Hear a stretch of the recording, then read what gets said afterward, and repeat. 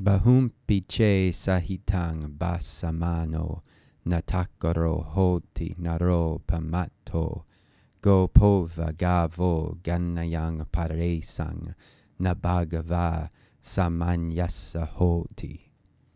So we'll notice we have a che. This is if. This is introducing a condition. So we might as well start with this. If, and now we need to find a subject. You wouldn't necessarily have to translate it in this order, but just so we understand grammatically what's going on, I believe the subject here is naro, not only naro, but naro pamato, a careless person. Nara is person, pamatta is careless, negligent, indifferent. So it has a lot of meanings here. Slothful.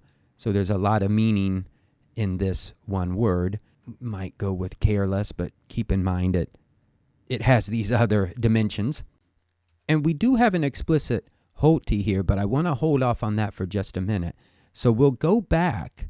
We have our subject, naro pamato. Then we have this participle, basamano.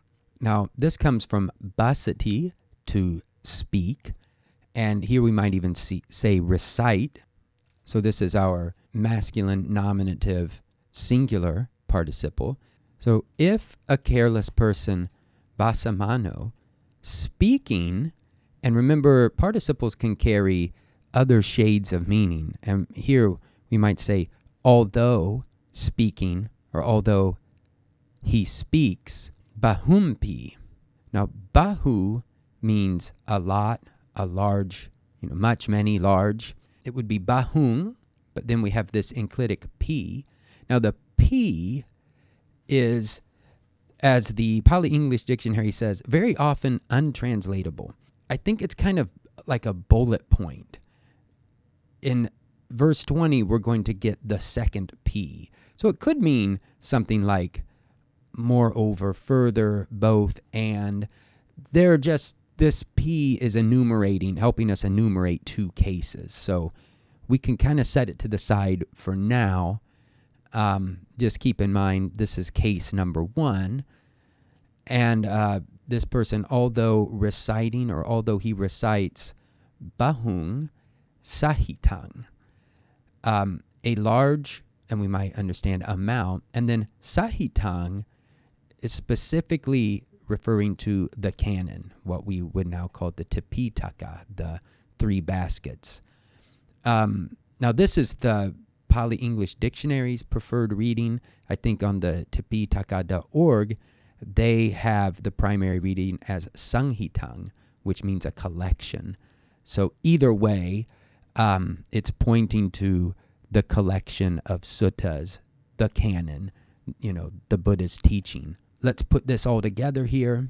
If a careless person, although he recites a large amount of the canon, and now we'll pick up our verb, hoti, and not only is it hoti, but it's na hoti.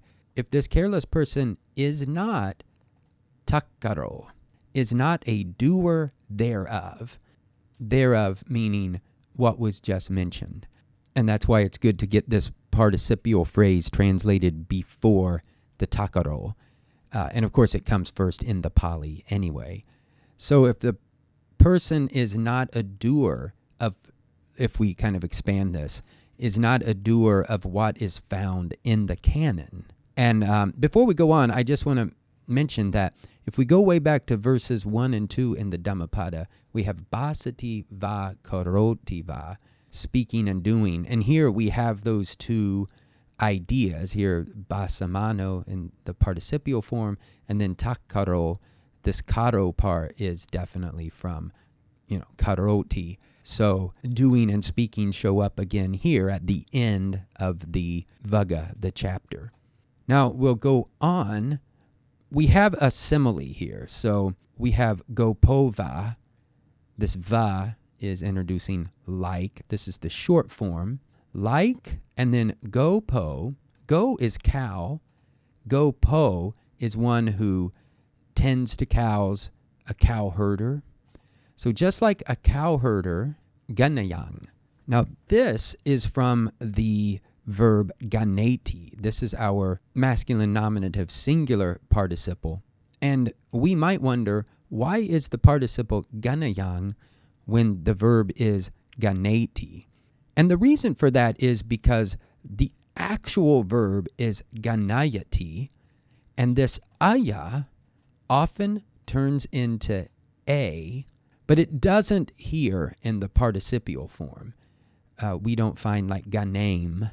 So in the participial form, the aya is retained.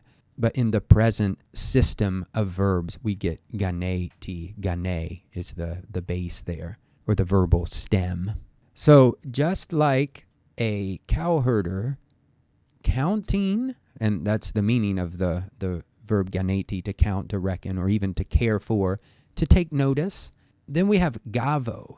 Now, gavo is actually the accusative plural of go. To me, it does not resemble, it's hard for me to get used to gavo as an actual accusative plural, but that is what it is.